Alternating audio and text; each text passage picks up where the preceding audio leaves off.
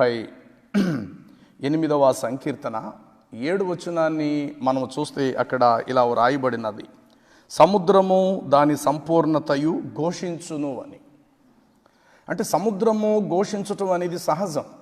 సముద్రం అనేది మహావిశాలమైనది. సముద్రము ఘోషించుచున్నది అనేటువంటిది వాస్తవమే. కానీ సముద్రం ఎలాగైతే ఘోషించుచున్నదో నేటి సమాజం, ప్రపంచమంతా కూడా ఘోషించే పరిస్థితిలో మనం చూస్తుంటున్నాం.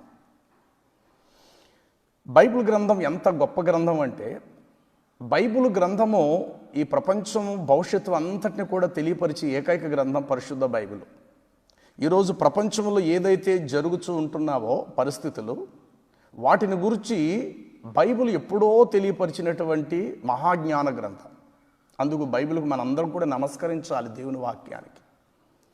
ఎందుకంటే భూత వర్తమాన భవిష్యత్ కాలను తెలియపరిచేటువంటి గ్రంథం ఈ అనంత విశ్వమంతటిలో ఒక పరిశుద్ధ బైబిల్ గ్రంథం మాత్రమే, ఏకైక దేవుని గ్రంథం.